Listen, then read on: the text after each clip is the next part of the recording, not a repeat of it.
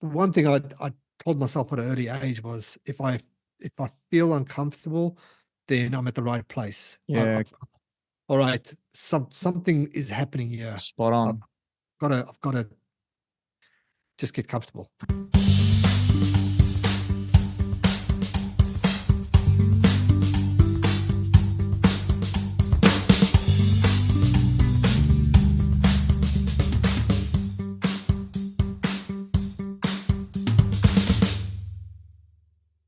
Good morning or good afternoon, whatever time of day you're listening to this podcast.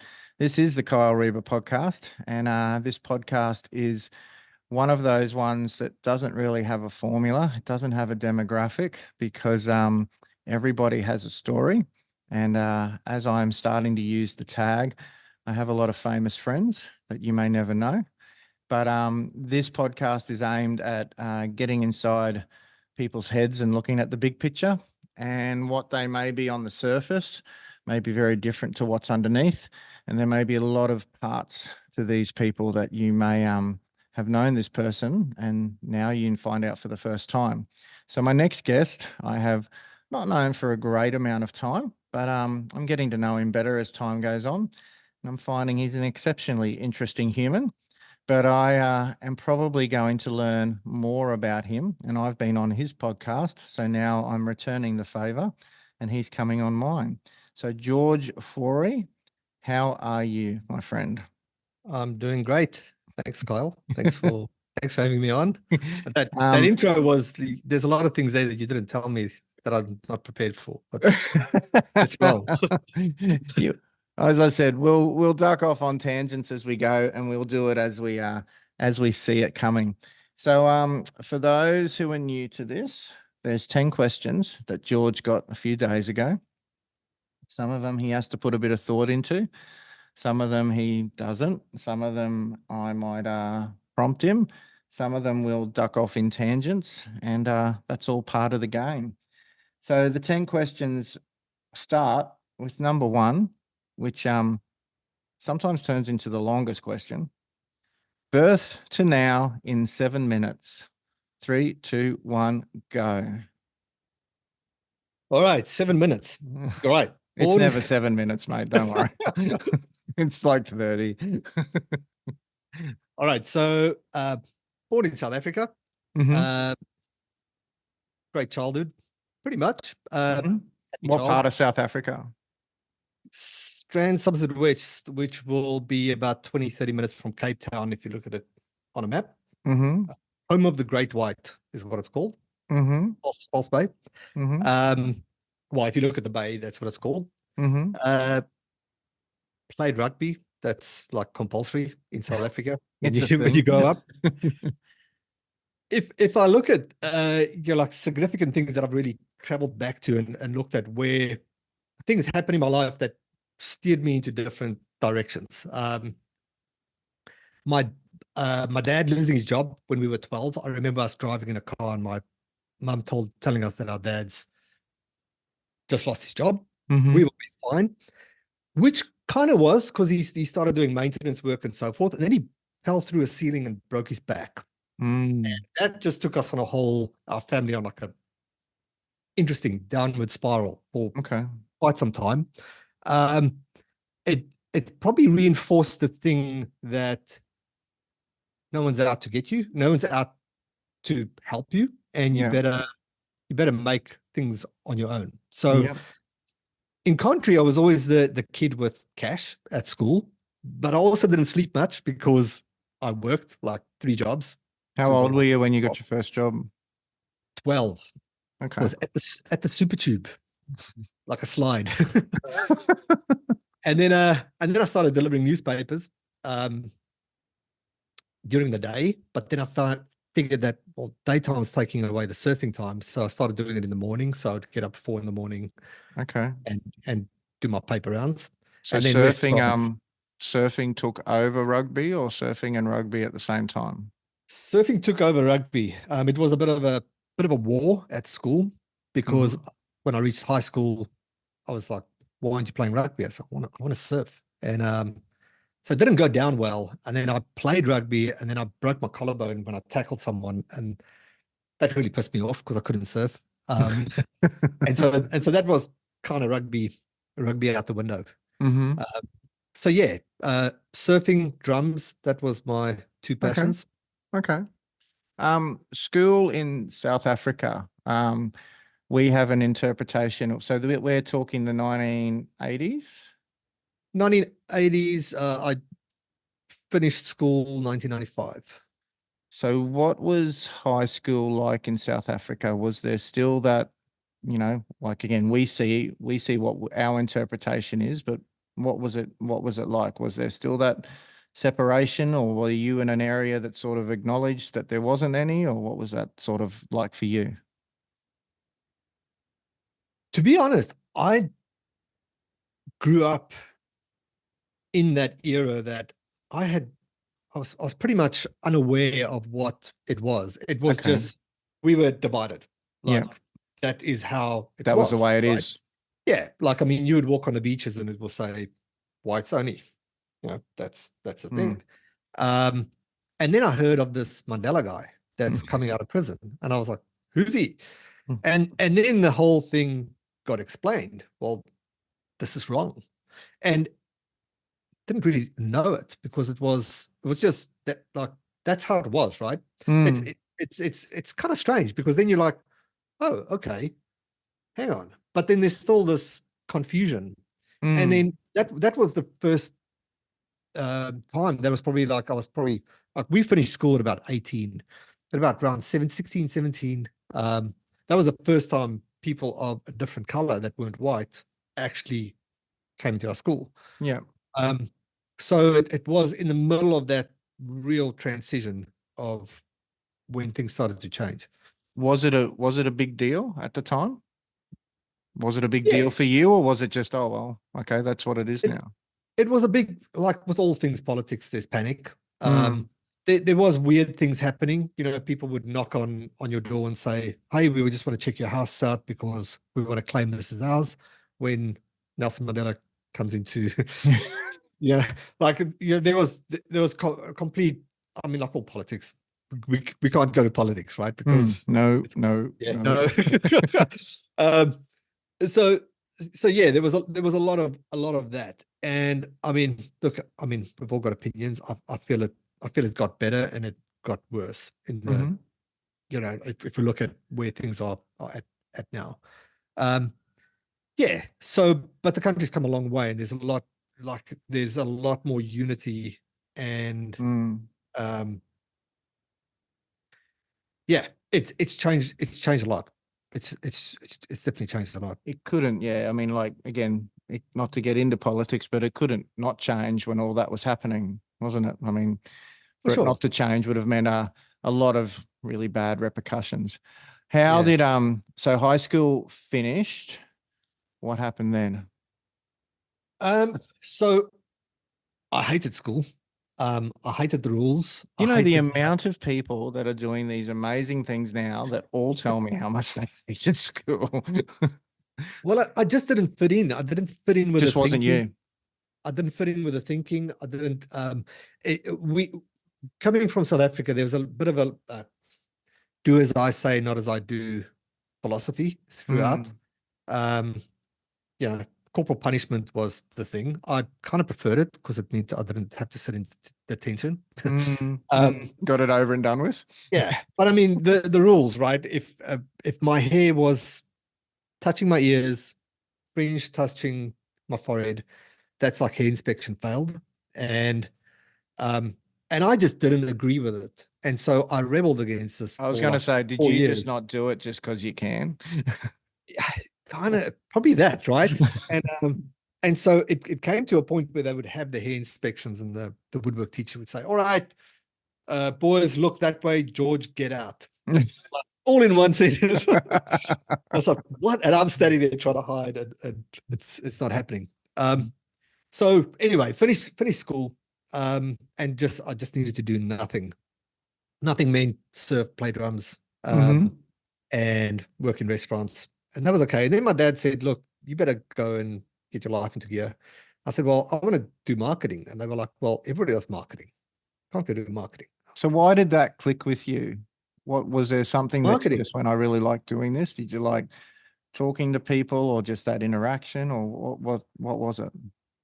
It's probably just for like, I mean, all the failed entrepreneurial ventures that I took on during school, but Yeah, right. it looked like path without a ceiling where everything else sort of did. And yeah, there was just a part of me that I don't know, it just resonated with me. I didn't even know that much about it. Because that involves a lot of talking to people. So would you say you're extroverted or an introverted extrovert, or if you need to do it, you'll do it? I'm probably more introverted. I'm extroverted when I have to be. Yeah. But it does tire me out. And I'm good with it, right? Like I'm okay to talk at events, host events, and be that guy. And it fires me up when I do it. But I do like my space to just focus and do the thing I want to do. Okay. So what was your so when you did the marketing, where did that end up? You didn't? Yeah, so I didn't. No. So okay, cool. I go study computer programming. So all right. because everybody says, well, that's not the way to go. So I go study computer programming. And it was kind of funny, right? Because I get into the class and there's kids, they've clearly been programming since 2 days after they were born.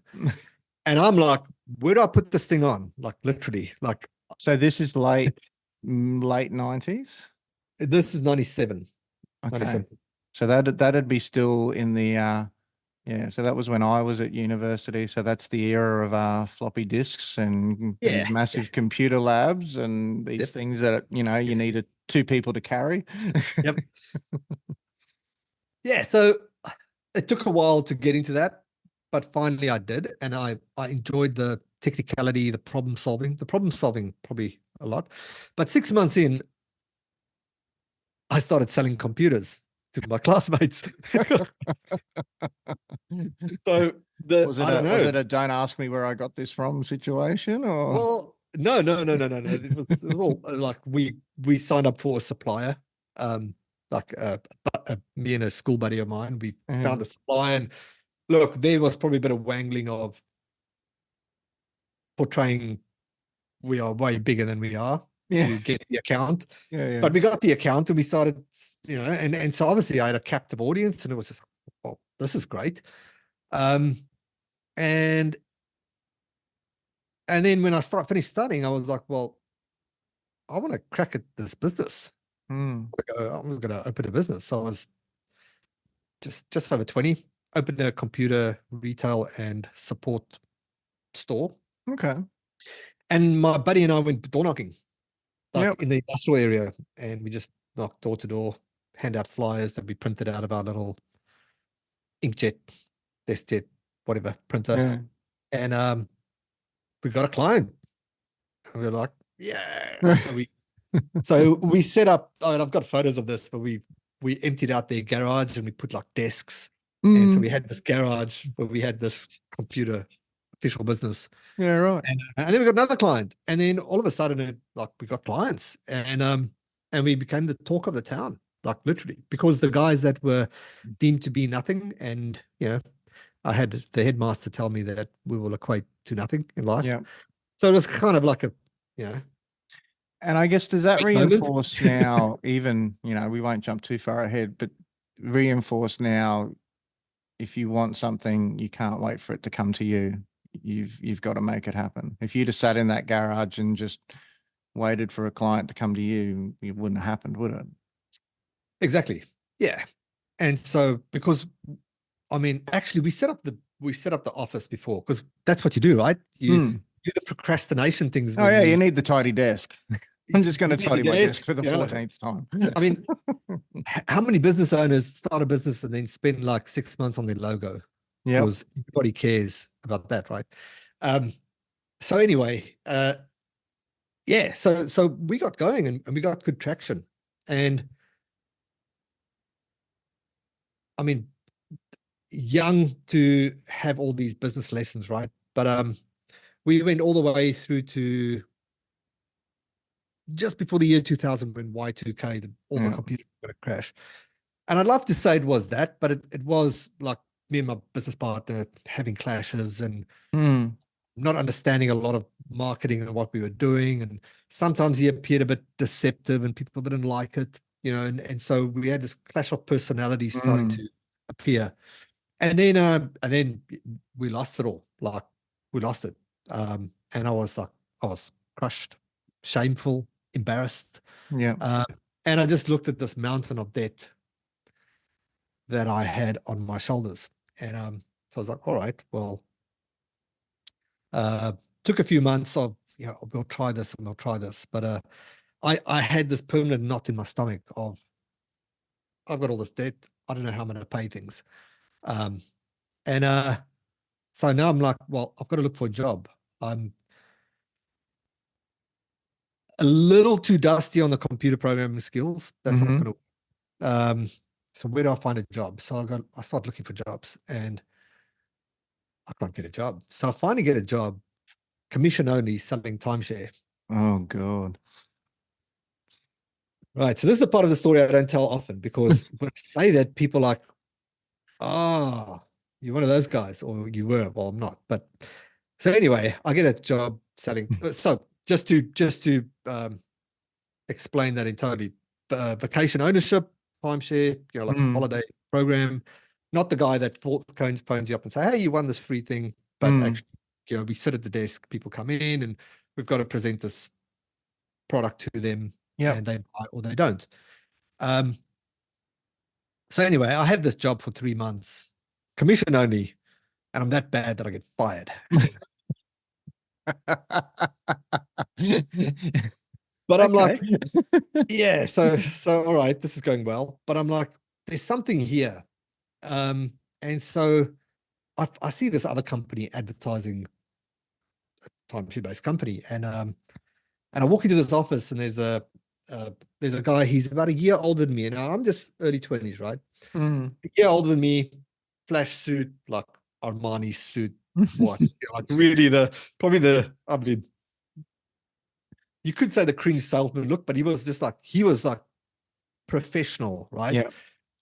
And I walked in there, and look, I try to draw from like false confidence and really portray myself as what I am.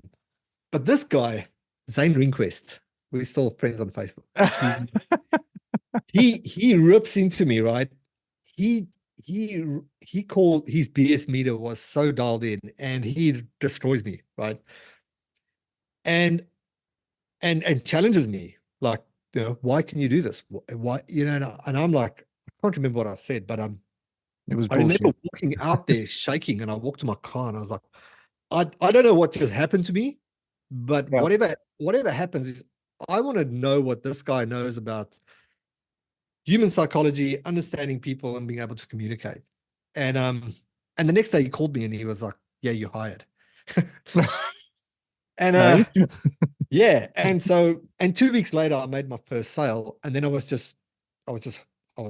like hooked on like what just happened, like being able to present a product to people and then actually joining it. It was like, yeah, and I got hooked in this industry for many years. We traveled around in vans, like, like in like a combi style thing, to different resorts in South Africa, and that was my life. I did, when I lost the computer business, vouch to never touch a computer again.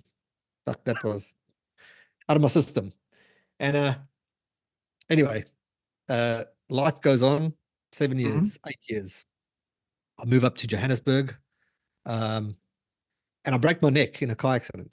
Okay, good one. Yeah. So hemorrhage, that's the sort of lingering scar. Oh yeah. And dents in my head. Yeah, so I break my neck and hemorrhage, and yeah, there I am in hospital. Didn't have insurance. I mean, so if you're in South Africa and you're in a public hospital called Joburg General, it's pretty grim. I was going to say, one thing that was popping into my head then, the difference between Joburg to where you were growing up would have probably been a very different kettle of fish, wouldn't it?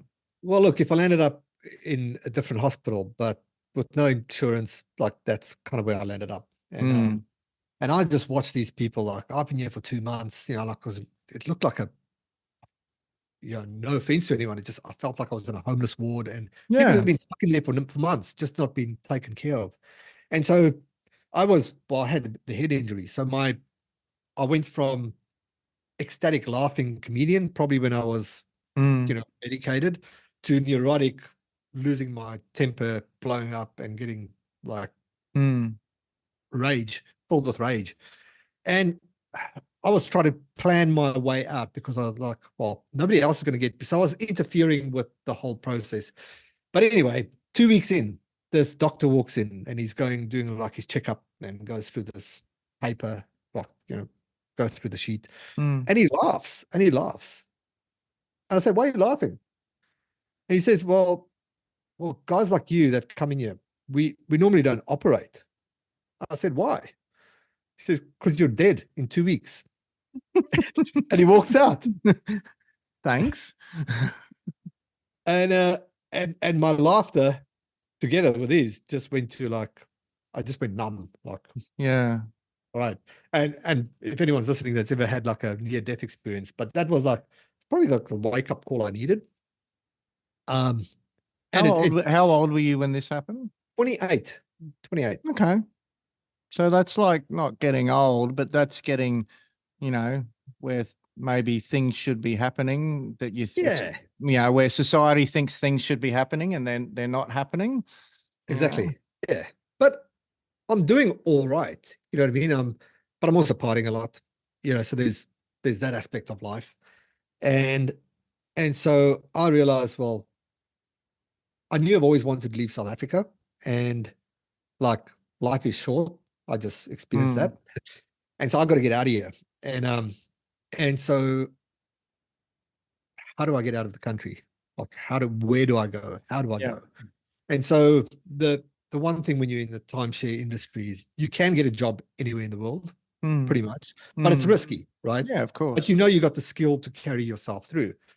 And so I looked at Tenerife and Spain and everywhere. And then one of my old managers from Cape Town, he started working on Carnival Cruise Lines in the States. And it wasn't timeshare, but it was just, they were selling VIP cruise memberships, like in a prepaid package.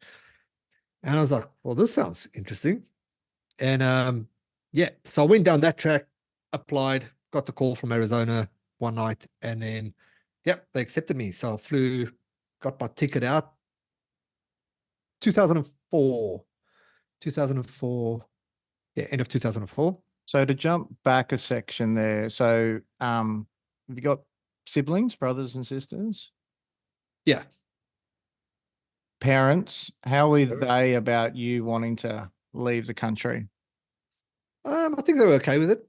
In South Africa, you kind of, I can't speak for everyone, right?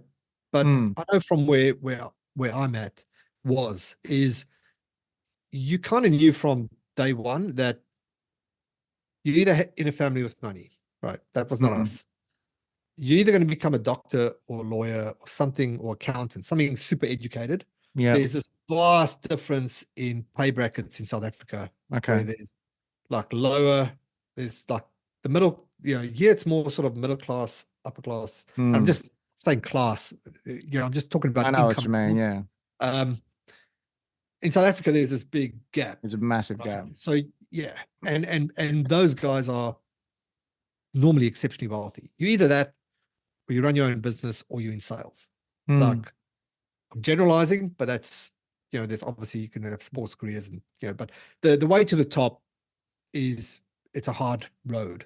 Yeah. And so if you're none of that, then your normal ticket out is go to the UK and bring back pounds, 21, and hopefully you set yourself up, give yourself a start, or you leave and you're an expat, which is probably why you find so many South Africans just.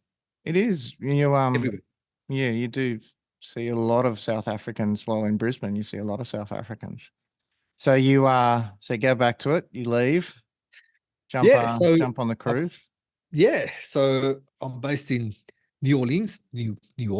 Oh my God. New Orleans, which is just a nut crazy city. Never sleeps. Yeah, but so I'm working 60 to 70 hours a week on the cruise ships. But when you pull in, you're in the Caribbean for 3 days a week. So ship stops, I'm on holiday.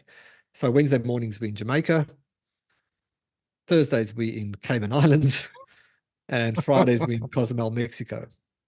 So there's exceptionally work hard, and then there's party as hard. Work hard, party harder. Did you feel in that situation, like, and you're working hard, but you're also partying hard? Was it, to switch from party hard back to work hard? Was just, one of the things you did, or was it like it was a bit merged? Roger. Because it's just a lifestyle, right? I mean, you live in a bit that's what I mean. It's a bit of a bubble. It's a bit of a fairy tale, really. You're on a cruise ship. There's 3,500 new people every week. I mean, the job that we had, we were a concession on board, meaning it wasn't owned by the cruise line, which means I had a guest cabin from day one, guest privileges. So it was very comfortable in the way we lived, and you got paid US dollars, and it was great. And you don't pay for meals, you don't pay rent. I was going to say, you wouldn't have to really open your wallet, would you? Well, in the crew bar, you do every night, or like $1 a beer type of thing. Of sorts. Yeah, so it's buy a round for $5, and I just bought a round. So I did that for 6 months. Well, 6 months, went back to South Africa, flew back to Los Angeles, did Los Angeles for 2 weeks, then went down to San Diego, then got based in Vancouver for, well, did the Alaska run for 3 months. Then did Hawaii, which was pretty epic because I wasn't allowed to work, because we, guys that live in the States will be familiar with this, maybe not so much in Australia, but every state has a different law, and where the cruise ship leaves from, you're in that jurisdiction. And then when you enter the new jurisdiction, if you want to do business, it's a different law. And so our company had jurisdiction in 50 states. And so when we entered Hawaiian waters, I was given the option to leave or stay on board, cruise for free, live for free. How is that even an option? I don't know. Clearly. Yeah, so clearly I stayed on Hawaii, and then we rerouted to Mexico. In between this, so this is where the story probably draws we're way beyond 7 minutes. I told you. Yeah. But I met a lady on board from Perth, Australia, although that goes. And I was actually planning to come to Perth on holiday. That was the big plan. And then I had a son show up. And so I realized, well, I guess I'm moving to Australia. I didn't know how. Got to grow up a little bit. Yeah, I just realized, well, I've got my cruise ship days are at an end, and I'm moving to Perth. Yeah. And so I had a holiday visa booked, right? So it wasn't like I had to arrange anything. It was interesting though, because I flew from Acapulco in the middle of the heat to Washington, DC. Oh, Jesus. In the middle of snow to get my passport stamped the next day. Flew to Los Angeles, flew to Sydney, flew to Perth. And so, so I got to Perth, and I'm on a holiday visa, right? And so I'm like exploring, well, okay, I've got to stay in Australia. And what year are we in now? 2006. Okay. So 2006, so I'm like, well, how do I stay? So I go to the immigration office, and I never forget this guy, because he had sort of had one eye, and I explained my story. Now, just a bit of a difference, right? In South Africa, there's like gray law, right? Gray law means that, well, there's a law here and there's a law here. but you can bullshit your way through to that law, right? Everything is solvable with a good story. Australia, clearly, as we all know. No, you're right or you're wrong. That or it's that. It's black or it's white. It's this. Yeah. Anyway, so I tell my story, which is a honest, sincere, valid story. But this guy pretty much says to me, look, anybody can get a girl pregnant to try and stay in Australia. And that's just not going to gel here. And that really rubbed me up the wrong way, because I was like, man, I'm really happy to go. I'm trying to do the right thing here. How do we do this? And so it came to, I realized, well, hang on, like I've got to leave. Like, I had a no further stay clause on my visa, so I had to move. Yeah. So I flew to Bali for 8 days, came back, and I just got destroyed at the gate. Yeah, right. It was 4 a.m. and I walked, and the girl says to me, "So you did a visa run?" And I gulped, because I was like, "Visa run? They actually know that this is a thing." This is a thing. and then she goes on the computer and she says, "Well, I see that you try to have your no further stay clause removed, and we denied it." And so I'm the only guy there at 4 a.m. and everybody sort of starts gathering, and these guys just jump into me, and I say, "Look, this is my story," and it is. And they interrogated me for about 30 minutes. And then the guy picks up my bag and he says, "Okay, you're free to go." And he picks up my bag and he hears like something inside it. And he says, shakes it. He says, "What's that?" And drops my bag. And he leans in and he opens, and he gets a bunch of, I think it was spirulina.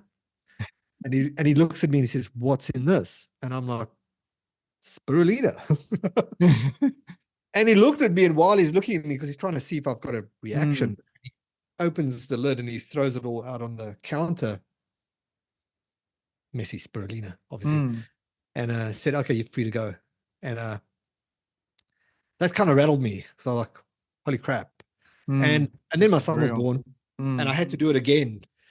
And but this time, like, cash was running out. You know, I've been living off savings from the ship, and I did 3 days, and I got back and I was so prepared. I was so nervous, and I said to the guy, "Look, this is it." And he said, "Look, I believe everything you're saying, but we protect the visa, and that's it." I said, "Look, well, I'm going back to South Africa to sort this out." So I had about a year to prepare for my visa. And then anyway, end of that year, I went back to South Africa. I was there for 6 weeks. I set the appointment. I got the appointment for the day before I came back to Australia. That's all I had. And I sat at that appointment, and I presented. So I had this big file with everything indexed, and it was like perfection, right? Everything that was and she went through and said, "Okay, well, we'll contact you." I said, "No, you don't get it. Like, I'm leaving tomorrow. And if I get there, it's not happening." And then there was an Aussie guy, and he like looked through the file and said, "Hey, look, everything looks good. Come back tomorrow. We'll give you your visa." And that was my Australian visa. Jesus. So Perth. So we're in Perth. We're allowed to stay and not continue to do visa runs. What's transpired probably from, what, say, 2007 to now? Well, a big thing that happened in that time was I bought a computer. Oh, you gave in. I bought a laptop, and I started to learn online marketing, because I couldn't work. Don't worry, anybody tax man listening, I didn't work in Australia, but I was online, and I was learning how to. I still had my US bank accounts and everything, and so I started learning Google AdWords, how to do marketing online. So I sort of, that's where the passion of online marketing really started. Is, hang on, I understand the sales concept. Yeah. Here's this whole new medium where this happens online, through pages, through websites. This is before Facebook and anything was a thing. There was MySpace. But I picked up a book from Perry Marshall, The Definitive Guide to Google AdWords. And I started reading this. So, so 2007, when I got back, I got a job at a timeshare company, of course. Would you believe? It was just Well, it's like what you know. Yeah, so I got a job with a call. They flew me to the Gold Coast. We did 2 weeks worth of training, and so that set me up, and I was back in motion. Uh, but between this, I started doing online marketing, and I would be sitting at the resort at the Vines, and I would see all these PayPal notifications coming through because I'm making sales while I'm at work. And so this thing of leverage and time just started to, well, hang on, like this is working. Yeah. I mean, I've got to give this a go. And yeah, and then I started the online marketing as such. So fast forward to now, you're run a company, Martial Arts Media. Now a 60-second blurb on that. What is that company? Help martial arts school owners with growth through digital marketing. And you're covering people from all across the world doing that. So you've got what, Australia, New Zealand, Canada, well, not Canada at the moment, US, Ireland. Okay. Martial arts for you. What have you had? What's your experience in martial arts? The reason I ask this is one thing that's always got me with you is, and I think it's a good thing. You're not like you're helping lifelong martial artists run their business better. And I think this is the misconception. You don't have to be a lifelong martial artist in order to be a good businessman. They're two different worlds. And that is, I think, maybe one of your strengths. But you have done some martial arts before? Yeah, I think it's worth just leaning 2-3 minutes into the little gap there. So my son turned 5. I've never done martial arts. And I walked through a shopping mall. There's a bunch of guys promoting a program. And I like, this could be great for a kid. Yep. Awesome. And so I enrolled my son, got a trial, and I'm watching this class happen, and I'm like, this is awesome. Like, this is, from my experience, I'm just looking at it through the lens. This is perfect personal development. All these things that I did about mindset and during my sales career, all the things so that I learned. your business brain's kicking in. Yeah, I'm thinking, well, this is happening in physical form, right? Well, not my business brain, just my parenting brain. Like, this kid is getting learned skills and lessons that he's got no idea what it is, but he's learning focus, determination, resilience. And I'm just watching this and I'm like, this is freaking amazing. And so he's 5 and he's training once a week, twice a week, 3 times a week. And now it's just the thing, right? Like, he's training 3 times a week. And here's sort of where it starts to come together. I watch the guys doing marketing and I'm like, but if they did it this way. So look, at this time, we're talking 2000 and what's that, 2011? It's about 10 years. I've been doing this for about 10 years. Well, more than 10 years, but unofficially. But there wasn't, as all this online marketing stuff wasn't that prominent in local businesses like it is today. No. But I had these ideas like, well, you can do this with these email campaigns. You can do this. I know how Google ads work. And so I said, out of the love of what they were doing, I said, I've got some ideas for you. I'd love to just share them. And I sat with them in the office the one day and I said, hey, look, there's all these things you can be doing that you could just enhance your business. And they said, well, can you do it? I said, well, yeah, but I don't want to, but this is how it works. I said, well, look, we'll work something out. So we did. And so I started doing one thing for them and then they got the results. And then they said, well, can you do this? I said, yeah, I can. So, and then we added this and then we added that. And so all of a sudden, like, I'm spending all my time at this school, like my son's training, I'm chatting to the owners, I'm helping them. And so we're talking like over 2-3 years, right? Of this thing. It's just, I don't know any martial arts school outside this one place, right? And so that's my only perspective of the martial arts industry. But I'm just in love with all this that's happening. And so somewhere along the line, this was Graham McDonald, he said, hey, why aren't you training? And I'm like, That's a weird very good because question. that's at that point I haven't even considered it, right? It was like I was like, so in years where like probably all the excuses you hear, right? Of a 36, I was 36 at the time, turned 47 2 days ago. Mm-hmm. I was like, because I'm too old, I'm too broken. Like Yeah. I had all these things and I was like, okay. And then I tried a class and then I was like, oh. And so here I am. I'm just, you know, without being cliche, but I'm hooked, right? Yeah. Because I've experienced all this from the sideline, and now for the Now first you're time in it. I'm in it. Yeah. And so, and that sort of just became the thing. And now now like this is consuming my life, right? I'm training. I'm um I'm training. My son's training. I'm helping the school. Um, and somewhere along the line there, I realized, well, like this is either got to be the thing or nothing. Like, I was working, doing other stuff. That's like a whole nother tangent we won't go into, to supplement my income. But I felt that like I've always looked for the thing that I'm passionate about, that I love, that if I can put my marketing and sales skills behind it and promote a ethical, great product that enhances people's lives in a big way, well, like that's a dream world for me. Yeah. And so, and that was martial arts media. Like that was, it was born. And I decided, well, this is now going to be my life.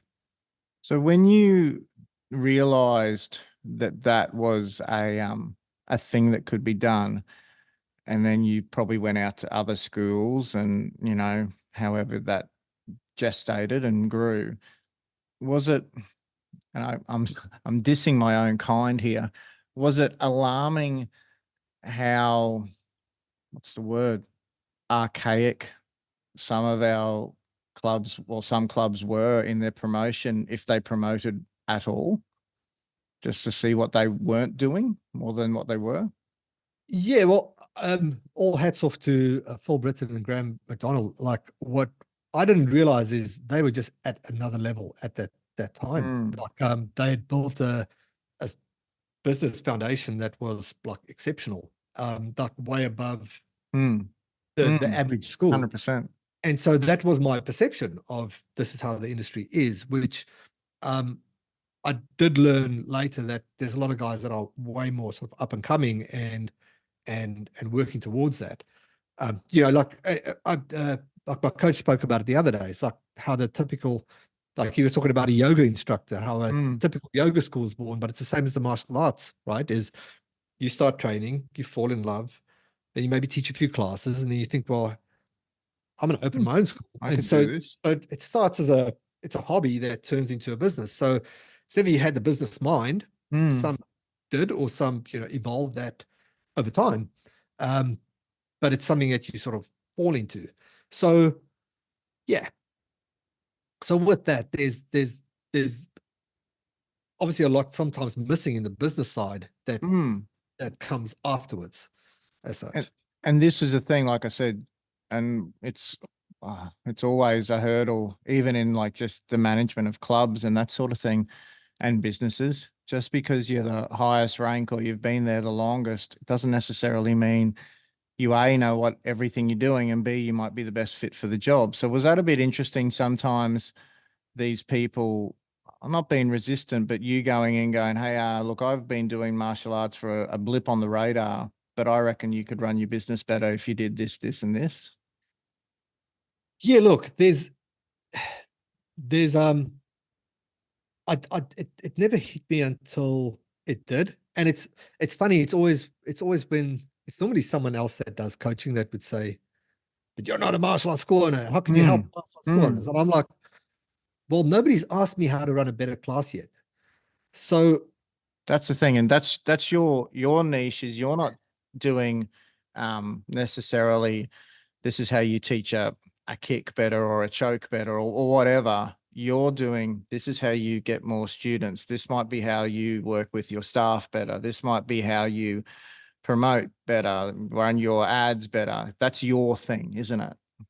well, 100%. It's I mean, I'm very open about what I don't give advice on. But as you know, we have a community where I know that advice is there, and That's I know doing when it. That's doing itself. yeah, that comes from the school owners like yourself and those guys that have been in this for 20 to 40 years, and they've got the experience and they've done it all before. That's where the whole mastermind concept really becomes of value. But for anybody that's really passionate about marketing and really cares, and I'm not talking about the guys that buy a course and then I'll pick a niche, because that gripes me a bit. Like, you know, when people like they chase the thing because there might be money there. Like, I don't gel with that. Like, I started it for different reasons, and although I know my journey to martial arts is different, I value it as much. And I feel that if you spend enough time like I have understanding problems, what people are going through, and having enough conversations, and you detached from, you know, being in the motion of running it, you do come with different perspectives and different solutions. And I guess it's the programming that I learned in programming, is you're always looking to solve solutions with systems. And I just find I'm just way more passionate about it because I love the product and I love what martial arts does, what it did for my son, what it did for me. And yeah, that's where it all comes from. And if I think my time I spend, I mean, I'm talking with school owners like yourself, at least, I mean, we have 3 to 4 Zoom sessions a week, anything from 6 to 10 hours per week. And so from that, I gather understanding and then go to the drawing board and say, okay, well, how about we do things this way? Or how do we go about it this way? And it is ever evolving, because if we look at what we're doing now, you know, prior COVID, don't want to say that word in case you get flagged on YouTube or anything. But you know, if you think of how the market sophistication and everything develops over time, it's forever changing and evolving. And it's good to have the good guys win, right, with the right tools. And I think that's the thing. Like, if they, and like, the interesting thing there is you saying how you're learning sometimes from us as much as we're learning from you, because, you know, there's systems that we've done for 20 plus years. And I think it's good. Sometimes we even had a conversation before this offline, you know, you challenge that. You go, well, why do you do that? And it's just like, well, that's just what you fucking do. And it's like, well, why does it have to be what you do? Like, and I think that's good, because at the end of the day, we are passionate about martial arts. We are, you know, lifelong martial artists, but, you know, it's none of us, you know, I think you can pick apart somebody who is really just in this for the money and they don't last long. But then the people who are passionate about it, it does also still need to pay the rent. So there is another area that we need to make sure we do focus on, because you have to let your passion pay the bills, but you've also, the bills don't stop coming in. 100%. Well, I told you to be more than 7 minutes. It wasn't that long. It was long. Oh, it's nearly lunchtime. All right, let's get into question 2. 3 reasons you get out of bed every morning. I live in paradise. I moved from Perth to the Sunshine Coast. Was that a hard move or an easy move? Easiest, best thing I've done ever. Waking up at the crack of dawn, ocean, sticking my feet into the sand, having a swim. That's reason number 1. You're an early riser? I don't think I'm naturally. I can easily get carried away and burn the midnight oil. But because I value the morning, I do not. It's getting easier as I get older. I have to crash. Yeah, exactly right. Exactly. And I've got a 17-year-old son who's like, he's up at 4 and he goes to go surf. Yeah. And when I hear him leave, I'm like, the guilt kicks in. Or like I sleep light and I hear him leave and I'm like, I guess I better get up then. Are Yeah. you're not surfing as much as you did when you were a kid? I am. I've got an annular disc tear at the moment, which is Mm-hmm. thrown a bit of complications in all activity. Mm-hmm. So yeah, a little bit depressing. There's no jiu-jitsu at the moment, and there's no surfing at the moment, and there's walks and swims in the ocean. It's what you But can't otherwise, do, it's what you can do. exactly, yeah. So it's made me appreciate that even more. Just the fact that, yeah, I've got to get out. I've got to get in the ocean. But like you said before, you were talking before when you had that chat to Phil and Graham that you're 36 and you're too old. Now you're 47 and there's still all these things that you're doing. As we've had many discussions, I think I always look at my parents, and then you probably might look at your parents, what their movement patterns were when they were 47. It's not what we're doing. Yeah, 100%. So it's your attitude towards it. Have you got a number 2 and 3? Family and kids. Mm-hmm. Time with them, making sure we connect first thing in the morning, sometime in the morning before the like scatter away. And then number 3 is I mean, I'd say the business. Just Mm-hmm. business is a passion. It is this blended thing, and problem solving, creating solutions for martial arts school owners. That's a thing that I get up and I get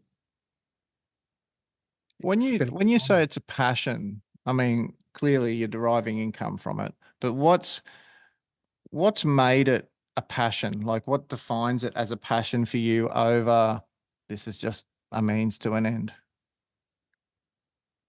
It's probably the outcome that it Mm-hmm. delivers. I mean, if I had to go and take my skills and do real estate,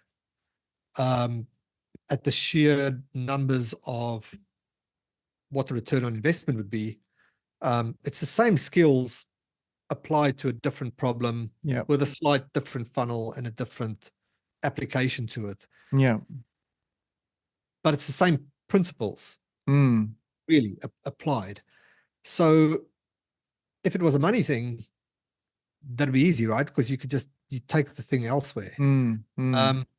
There's a few things that I guess makes it the passion. It's the freedom of the way I live. I get to live where I want, Sunshine Coast. Yeah. Because you're what, 95% online? Yeah, probably. Yeah, there's that. But then when I'm not, you mean as in the business itself? Yeah, as in working. So you work from home, and like to leave and go somewhere, you will do that. But one thing that I thought about before, probably with a lot of the work that you've never really had an office as such. Like you may have had one initially in that garage, but other than that, you've pretty much just worked your sort of own hours and own space. Yeah. I mean, I did have a co-working office in Perth, and I had one when I just moved to the Sunshine Coast because I needed a place to set mail. But I mean, the first time I did that was really because my daughter was born, and I realized I'm not going to get anything done here. Yeah. So a lot of good has come from that. But I played with the idea. I saw a friend of mine get a nice office space in Mooloolaba, and it overlooks like the ocean. This is tempting, but then I've got to go there, and I've got to now I'm adding an extra 40-minute commute. There's still the process involved, isn't there? Yeah, where I can just come back, good coffee at home, and the freedom of being here, but also if let's go travel, I can make the space and time, and I can still run the business. I don't need to shut the business down. And sometimes people say, "Oh, you need to take a break." I'm like, "Hang on, I built this thing that I don't need to escape from it." Like I can get on a plane.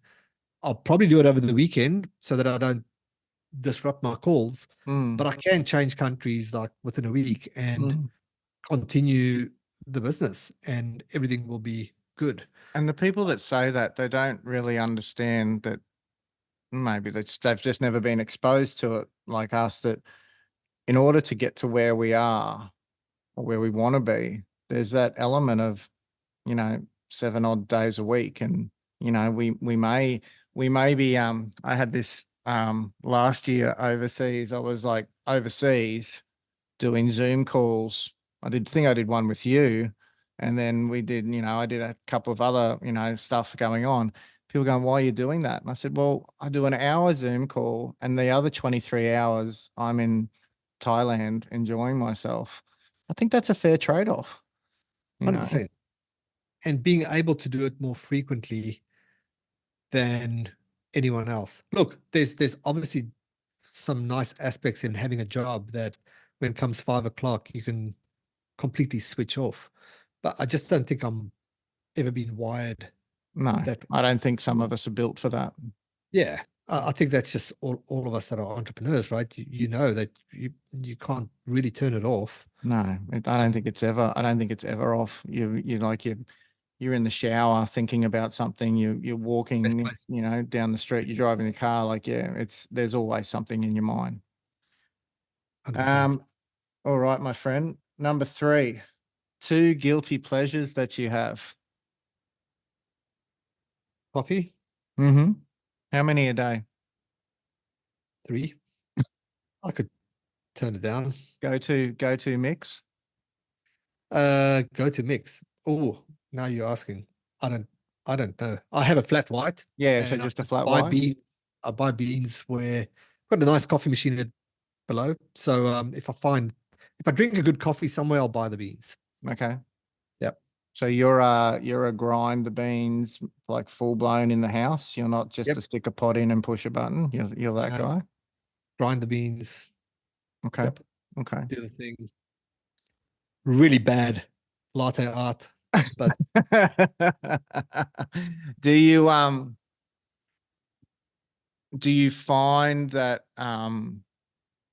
what am I saying? Do you find coffee is a source of inspiration? Do you find you work better after you've had a coffee? yeah, and I hate to have the dependency. And then I think about that often. I used to I got this from one of our old clients, Amanda. She was like, avoid coffee the first 2 hours of the day. And I always used to do that. And then I've been hosting really early coaching calls, like 6 a.m. for me, which it kind of works. It's the time I can pick, works across the world in the best way.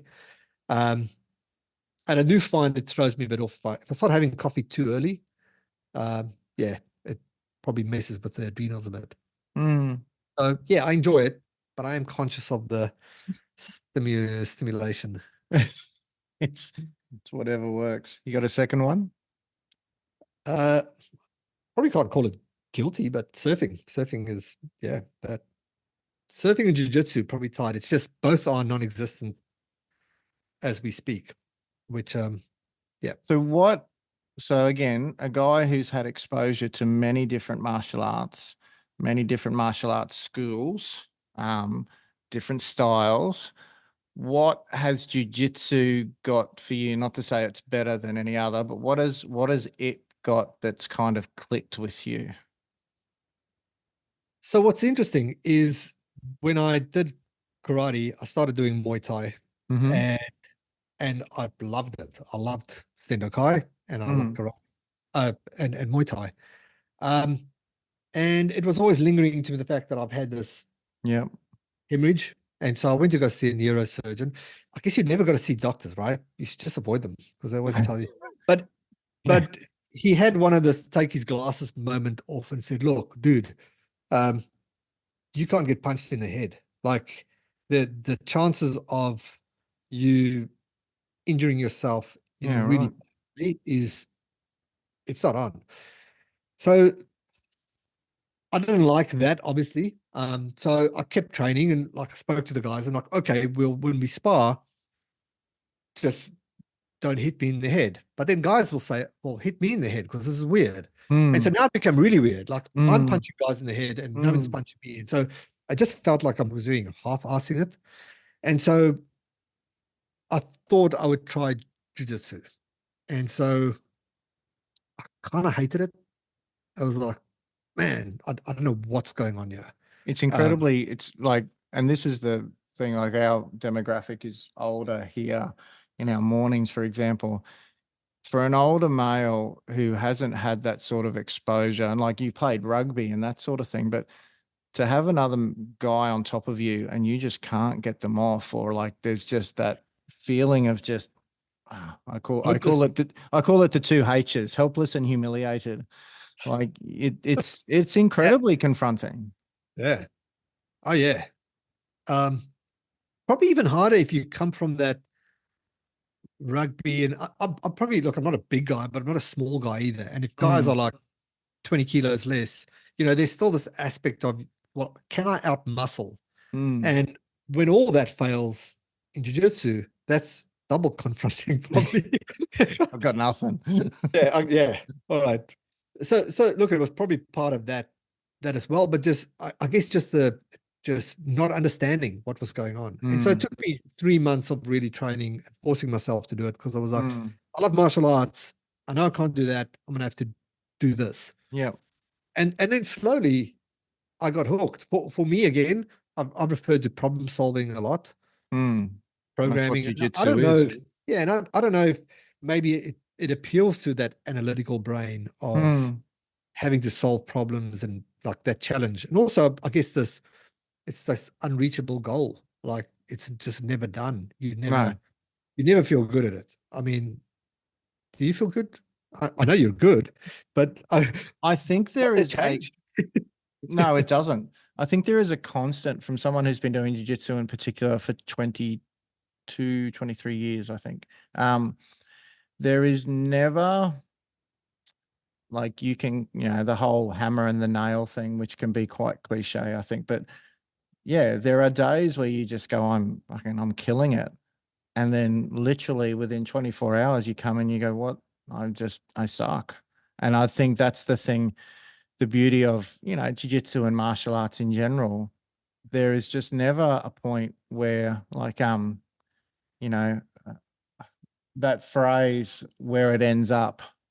I don't think that's actually a phrase. Like Never done. it never ends up. It's always going like, and then you can be a higher rank and an older guy, and you have this, 19-year-old purple belt come in and he just destroys you. But then the problem is you go, okay, so I've got to cross from the physical brain into my like spiritual brain, and what can I do to combat that? So yeah, we could do a separate podcast on that. But to answer your question, no, it never gets easier, whatever that word is. One thing I always say is it never gets easier. You handle hard better. So I think Yeah. that's one thing I took away from a presentation I saw a little while ago. But and I think, like you said, you have this issue where you can't do it at the moment. There will come a point where you can do it again, and I think that's the thing that I think we don't bear in mind. Martial arts doesn't have seasons, and if I remember a mentor of mine said this years ago, he said it during the Big C. He said, if I've been doing, at the time, he said, I've been doing martial arts for nearly 60 years. If I miss out on training for 6 or 7 months, that is just a blip on the radar. It doesn't even register. Interesting. Yeah. So I said, that's the way he looks at it. No, that's good, mate. I mean, look, it'll come back sooner or later.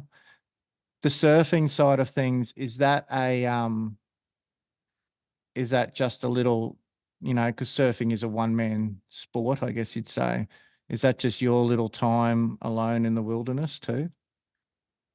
You versus the ocean? Probably, but I mean, I started surfing when I was 12, and like if you had to zoom out, there's big gaps where I did nothing. Right, Mm, lived in Johannesburg for 3 years, or um, lived in Perth, and like struggled to get good surf and got a bit frustrated. So there's been these gaps where it's like completely been removed in my life. It's kind of the same, I guess, in jiu-jitsu, just in a smaller scale, but it's always there, and I always go back to it. yeah. Um, Yeah, it's probably very similar in that it's never done. You're always improving. Yeah. There's always a challenge, like, I mean, there's always something out there that can keep you humble. The ocean is very humbling. Yes. Yeah, very humbling. And yeah, I mean, if I think of just life and death situations I've put myself in, sometimes probably just young and stupid, but um, yeah, and I don't do that as much more, but I really find just enjoyment in it. There's being in nature. Um, Yeah. Again, someone's got choking you, you can't think of anything else. Um, Kind of in the ocean as well. You kind of, you just one in nature. It's you and the sea. Yeah. Yeah, very good. Very good. All right. Question 4. One thing you bought that has literally made you happy every day after. Coffee machine. I was going to say it's the coffee machine, isn't it? Well, to add a different flavor to it, recently a Weber. Yeah. Okay. All right. Yeah. That's good. That's good. I don't know if you saw, I was gifted a tomahawk steak on yesterday, and I cooked that on the Weber last night, and that was just amazing. I saw that. Yeah, that gave me some Amazing. ideas because I'm a rump guy, but that Beautiful. looks good. Yeah. What's your go to, will you do like are you learning the versatility of a Weber, like the roasts, and you can do all this other stuff with it? Yeah, I got a book for Christmas, but Mhm. I don't want to go on this tangent, but I do. Um, I made a significant diet change Mm. last year because of kidney stones and stuff, and I'm been on a carnivore diet for about 6 months, and so um, I pretty much eat steak every day And the at and this point. the Weber would be servicing those needs quite well. It does it. It's yeah to perfection. Very good. Very good. All right. Now, question 5. One thing, oh, you've probably got a few of these. One thing everyone thought you were crazy doing, but did it anyway, and it paid off. Well, I wrote martialartsmedia.com. Okay. Yeah, probably leave it at that. I mean, we could take probably like every business, right? Every business you do. Um, but yeah, probably martialartsmedia.com if I think of the thing that paid off as well. So is there someone, I mean, not to name names, but was there somebody or a group of people when you said, I think I'm going to make this a thing, that went, no one, how do you even believe you'll make any sort of income out of that?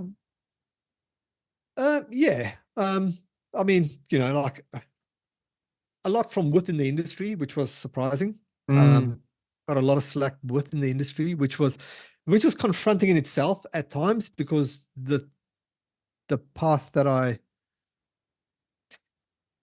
not being a martial arts school owner from the get-go. Like, I mean, I started the podcast, Martial Arts Media Business Podcast. That was my ticket to really learn about mm, artists. And because I knew nothing. So my positioning was probably a bit off because I was like, I know nothing and I just need mm. to get all the knowledge. But yeah, I guess sometimes I ran into things that I didn't expect.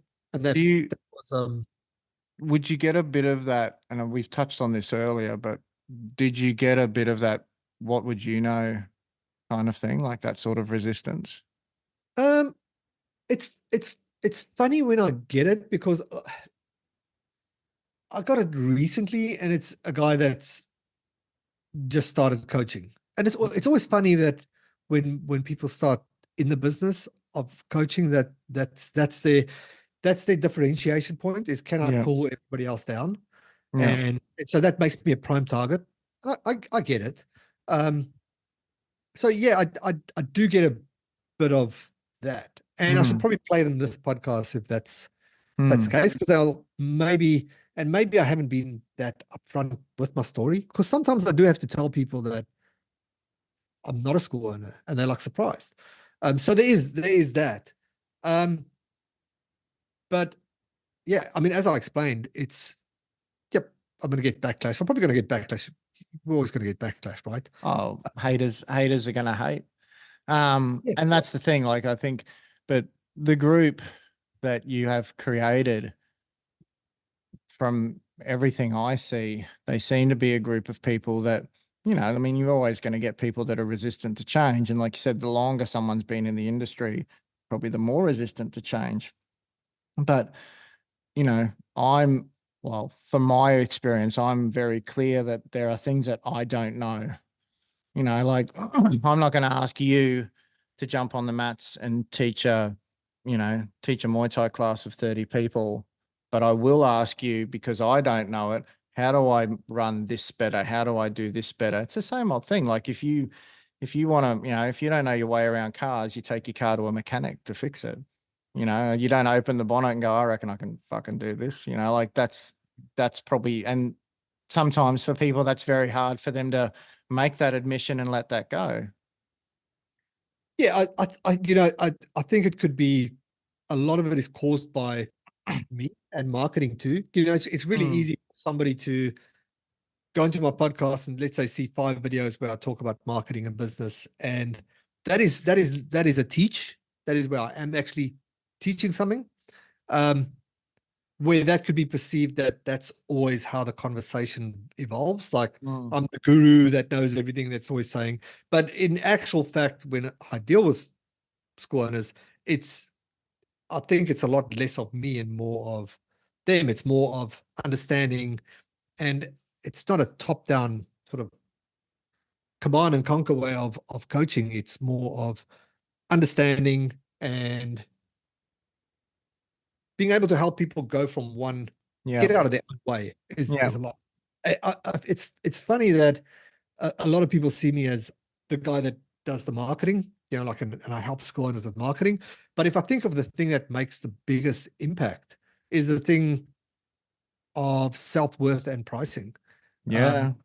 And Well, it seems to be like, and we just spoke about this offline. It's it's it's almost like a taboo topic, because we can't talk about that, because for a lot of martial artists, it may go against our core values. But as I'm learning myself, at the end of the day, the rent has to be paid. Everything goes up, and, like, the worth.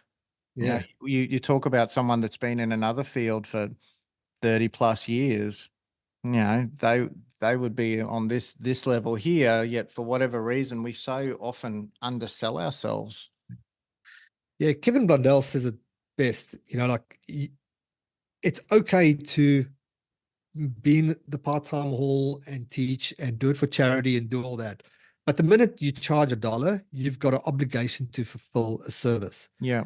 And you can't fulfill much for $1. So you have to be realistic about charging what you are worth to be able to fulfill the service. And you can see it if you look at a lot of schools that do charge a premium. They are the best schools. I don't think you can, and just perception of that as well, right? I know this is such a touchy subject, and I guess I've got to be careful what I say, because it's so easy taken out of context. But you can't be the cheapest and then tell me you're the best. Like, why isn't the Mercedes 10 grand? Why isn't it, why can't I buy the AMG for 10 grand? Why is it not, why is it more expensive than the Kia? They both got great cars, but who's the best? And that's if you want to be the best, even. I mean, if you don't, none of this is like, it's got to be this way, but there is value in pricing in itself. And if someone is struggling to make rent and trying to do this full time, and it's just not working, well, then you got to be open to looking at different ways of how you can make it profitable, so you can be rewarded for what you do. It's not evil. You would see, well, I don't know what percentage, but it'd be a lot of people who come across to you or you just converse with. There would be people grossly undercharging and underselling themselves, wouldn't there? 100%. Do you think that's a 100%. bit of a, I said it before, like just a bit of a tradition in martial arts? We're meant to be the nice guys. And this is again, like I'm going to have to be careful that I don't take stuff out of context, but it's Yeah. something that I'm learning, because the first thing is when we charge more, we're accused of being money grabbers or whatever, or now But it's by just all who? about the money. What's that? By who do you get accused? The people who aren't coming, the people who aren't paying, you know. And then it's always interesting. There's this group of people that, you know, if you are charging, a group of people that will complain about the price, and there's obviously reasons for that. But then there is that other group of people that just don't bat an eyelid because they see worth on what you're doing. And I think that's the big thing. Like we talk, you know, so much about self-worth and being worth and worth, you know, worthful. And yet here we are as the leaders, we're not putting that worth on ourselves. It's something that I know I still come to terms with. And I think when we started working together, I think it was literally the first real conversation that we had together was, you know, and again, it's not what are you charging? It's what are you worth? And what And are you that's, getting in yeah. return? Yeah. Look, there's lots for me to say about this. If I think of the holding back, like what holds you back? Again, if we look at the pathway, it started as a passion, became a business. Now you've got to put your business hat on.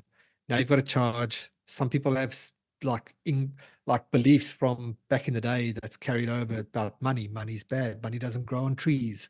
Money grabber. Then you get the tall poppy syndrome, you know, of, well, I've got less than you, so I've got to drag you down. And it's so prominent in Australia. Yeah, it is.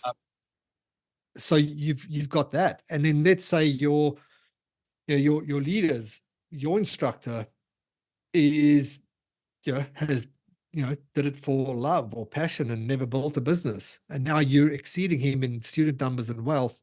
And now you've got to like watch that you don't step out of line. So it's like there's a lot of odds against you to be successful. And then martial arts school owners that should be supportive could probably also be the worst and pull you down or say, well, you're better than us, or we're the cheapest, or like, yeah, whatever angle to try and differentiate instead of being complementary towards that.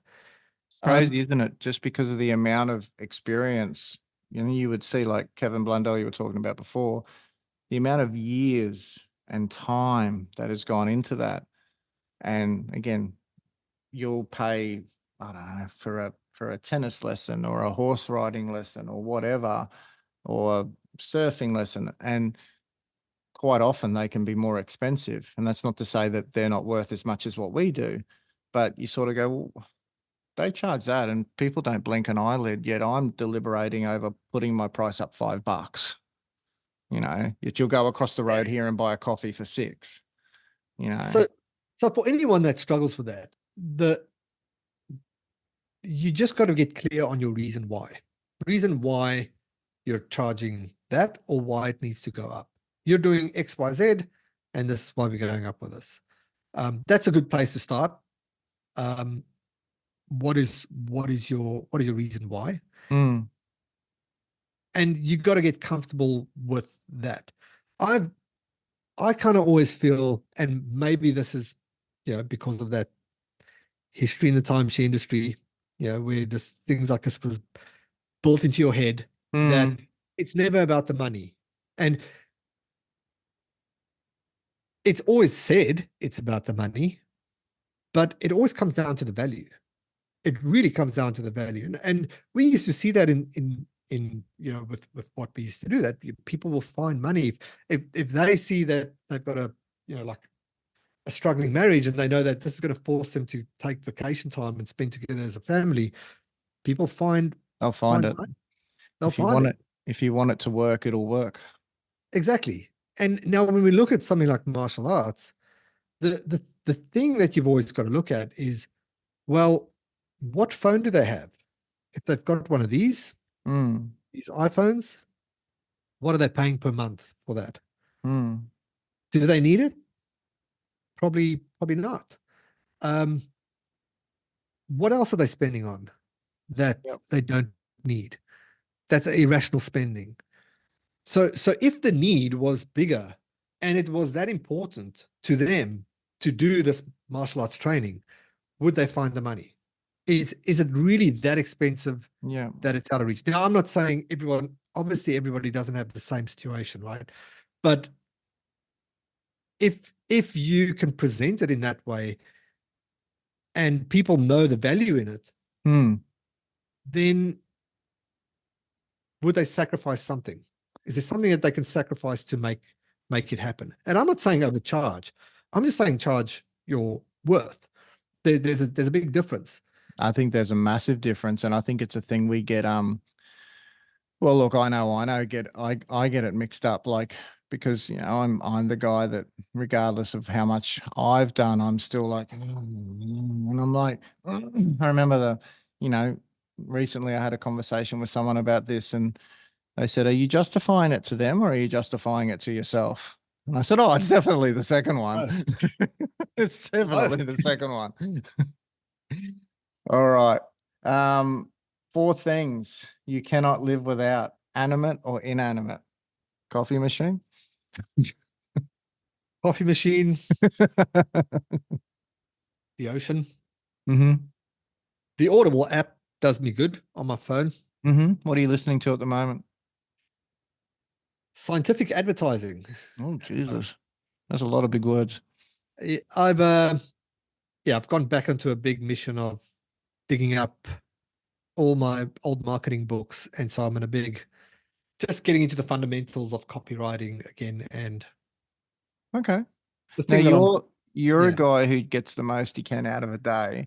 Do you listen to Audible like at that 1.5 speed, 2 times speed? No. Sometimes at 1.25. But I tried it and I just went, oh my God, this is too hard. Because I find I need that pause to just reflect on what I just heard sometimes. So do I. And so it's not like I just want to try and get it in my mind. I actually kind of enjoy listening to it. Yeah, no. Have you got a 4th one? I don't. Steak knife. A good steak knife. A good steak knife. Well, if you eat a lot of steak, you need a good steak knife. There's nothing worse than having a nice steak and a shit knife and you can't cut it up properly. That's big. It's accessories, mate. It's accessories. Number 7. If you were not doing what you were doing in life right now, what would have been option number 2? Full-time drummer. Full-time what? Drummer. Yeah. Okay. Favorite band or favorite band / demonstration of drumming prowess? Tool. Okay. Yeah. Okay. That's not what I gotta say. That's not what I expected from you. What did you expect? I don't know. I would have. I don't know. Maybe a little bit of, I don't know, Black Sabbath or Led Zeppelin. But like you're jumping. Led Zeppelin, but Tool is just, it's on a level of its own. Have you ever seen them live? Yeah, it was the week before the Big C shut everything down. Okay. Literally. Yeah. It was the last thing I could see in Perth. I saw Maynard James Keenan just got his black belt in jiu-jitsu too. He did. Yeah. Okay. What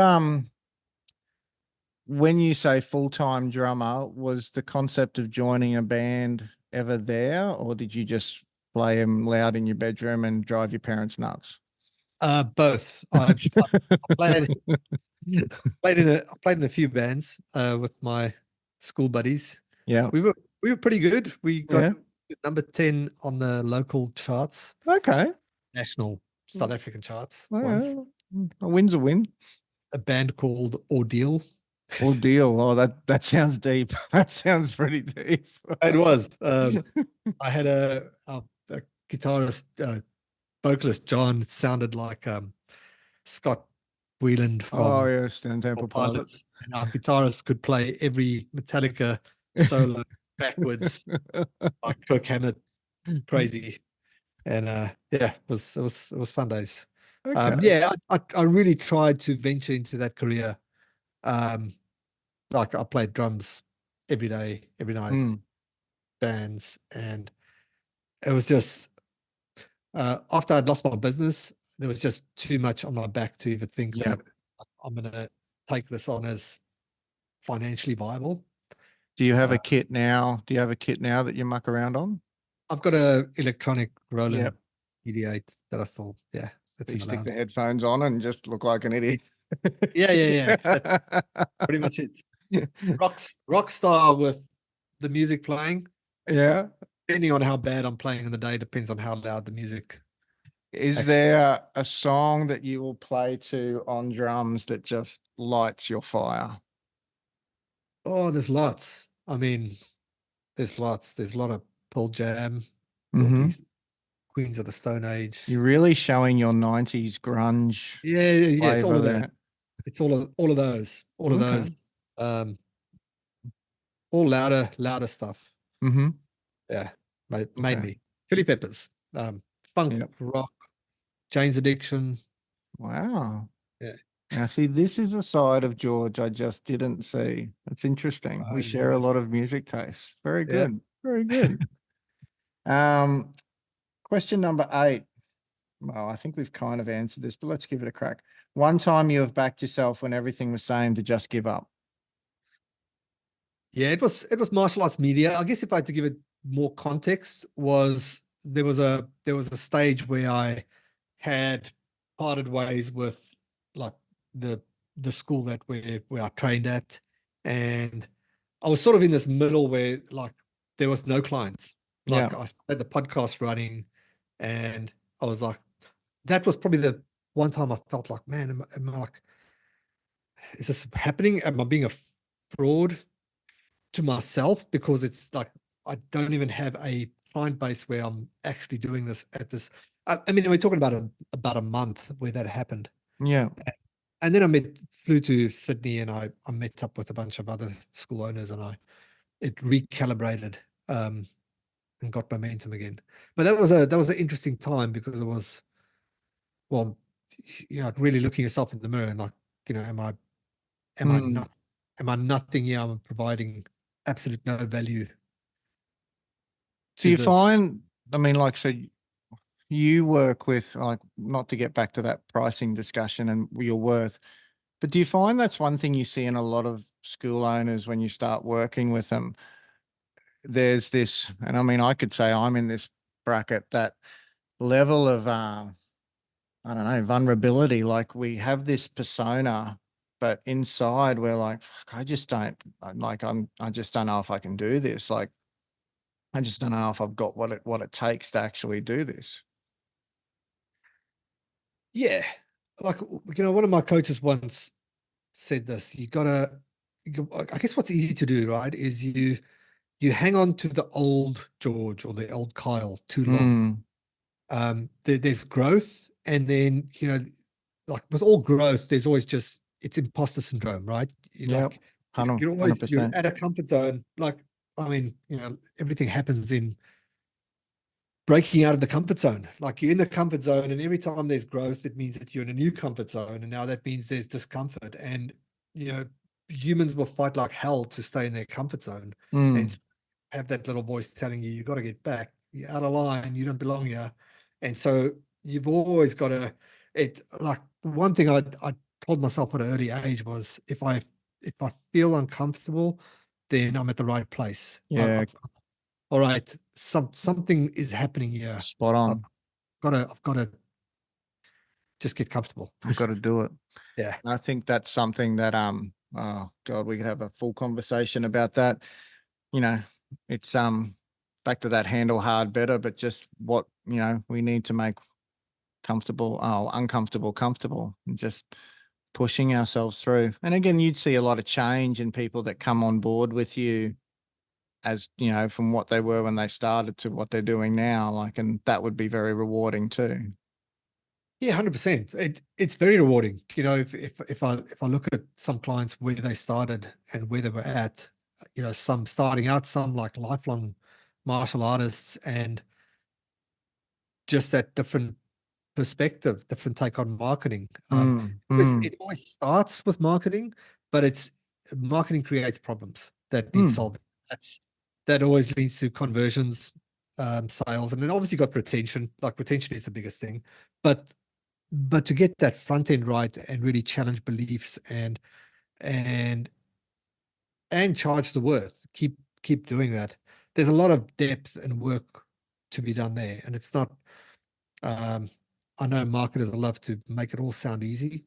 It's It's hard simple, work. but it's definitely not easy, right? Because it's just the depth. I mean, if you just take all the martial arts analogies, I mean, you learn to punch on day one, and 10 years later, you're still trying to perfect this punch. There's depth. It's just that constant chip away. It's just, I mean, I say to people, you've just got to do it every day, every single There day. is one shortcut. I do feel there is one shortcut, and the only shortcut you have is to follow people who've done what you've done, or someone that's helped someone else get where you. Sometimes it's hard to look at. I think there's a bit of a gap as well where you look at it and say, well, XYZ has 5 schools and 2,000 students. I should be doing that. He wasn't doing that got him there. He was doing this. That's one I was just about like this, and you would see it now. Because I mean, like when I started teaching martial arts, to have a full-time center in Brisbane, even just a space or like a shed or an address, that was rare. I reckon probably in the mid-90s, I can think of probably 4 or 5 that had an actual space. Now you have people, that's their first step. They're getting spaces, they're doing this. Would you say, I mean, from your experience, patience is some things that we need to, these guys like, it's been 2 months. Why don't I have 300 students? And I say, because it's been 2 months. And that's why. Yeah. I mean, yeah, with all things, right? I think if all martial arts school owners had to just live their martial arts philosophy in business, I'd probably not have a business. That's right. Because it's really just that level of resilience. Now, if I say there's a shortcut, well, there is 2 paths, right? You can go the hard path, and you can go the easy path. And the only easy path is, well, you grab the lessons that were learned from someone else, and that's got a plan to take you there. Yeah. Put the right things at the right time. Sequence matters. I think sequence really matters. If I can tell a quick story, I'll go back to this. When I started helping martial arts school owners, I knew Google AdWords, and Google AdWords was, I took the hard path, right? I bought a book for $17. I cringed spending $17 on a book. And then I started running ads. And it's not like Facebook ads today where you can put something up and get a message and you've got a lead. It was, you had to build a landing page, you had to get 100 clicks and then go look at your data and then optimize. So it was this never-ending track of throw money at stuff. And when you don't know what you're doing, it's hard to throw money at stuff. And I did that till I spent, like, I was down to my last $300 that I was ever going to invest in a business. And then I made a sale for $37. And it was the best $37 I've ever made, because I love the way you even know the amount. It was $37. Yeah, because it was $37 and I got 100% commission of it, right? Somebody in the States, I was in Perth, when I was legal, paying tax, somebody in the States bought this book that I've never seen or knew, and they bought it from an ad, from a page that I created. And that was like, whoa. And then I spent another $30 and I made another sale. And all of a sudden I was in business. But it was a hard path, right? If I had money to invest in a coach, or somebody could show me, well, hey, actually, all this money that you're spending right now, like, we could shortcut that. And it's never completely, the shortcut isn't without obstacles of itself. No. But at least if there's some data to work with that, well, hey, this happens to work in this way, that's better. And that's, I think, is one thing that I'm always trying to refine is how can I get the result quicker? When I started, I was the website guy. Like I developed websites for guys. And I believe that taking traffic from Google to a website was the best way. The problem was the delay in getting that done. Yeah. New website, traffic. And so when I discovered how to do Facebook ads in a way that, well, I can put the ad up. You don't even need a website. You can have a conversation with someone. So the minimal amount of effort could be done to start having a conversation. Can we just sell conversations? That's where I really turn the whole system around. Now I'm looping back to that full circle with all that, but that was a big realization for me. Well, can we just get someone the result quicker? And so that's the first thing that we try and do is like, well, can we just get a good offer? Can we put it in front of the right people?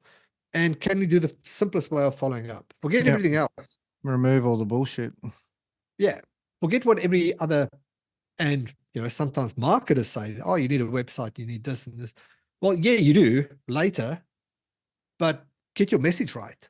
And sorry, I hate the fact that you've got these agencies that promise the world and give this perception that you don't need to understand your message, and they will call the leads for you and they'll do this. And it creates this level of codependency where you're always at the mercy of the next hire, the next agency that's going to magically build your business. So, sometimes the path we take is probably not the path that everybody wants, but it's definitely the path that everyone needs. Exactly. And I think, it's that, it's that learning, always learning too. Like, I just love the way you keep referring back to this coach, my coach, that you're providing all this experience to people, but you're still gaining experience yourself. 100%. 3 pieces of advice to people that are finding reasons to not back themselves, to instead back themselves.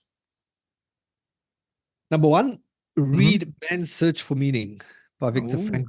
Okay. Have you read that? Yep. Yeah, I have. Yeah, right. So that if I ever think of a guy that go read the book for anyone listening, but I mean, this guy was put in like Nazi death camps and had to find joy in a bowl of mud water with a fish head for lunch. And he just had one belief that he's got to get through this so he can document the story and help people. So if you ever feel like life sucks, pick up the audiobook or read that book.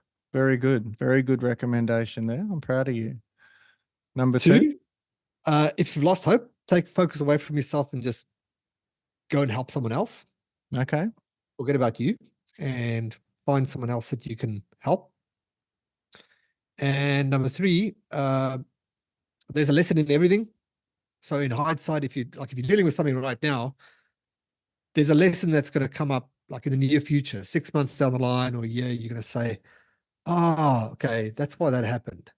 So if you had to step outside of your situation, be honest with yourself, like, what is that lesson you've got to learn now? Yeah.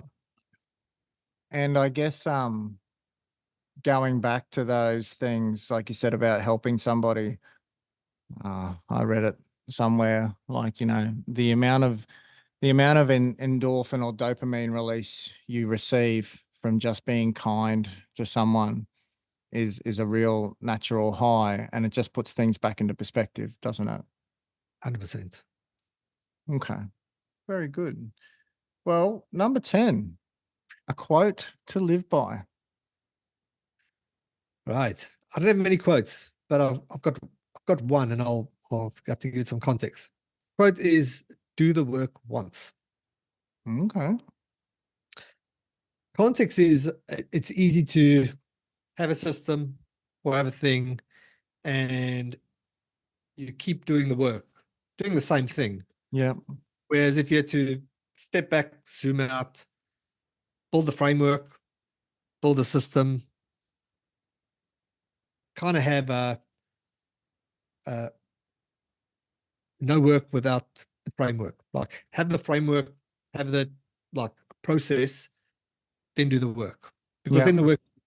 So instead of doing things on repeat and building things, can you just zoom out, create a system, simplify it, and do the thinking once, do the work once, and within the work is doing the thinking. Because if you really think about it and everything's been thought out, now it's kind of like you just a train on the train tracks getting to the station.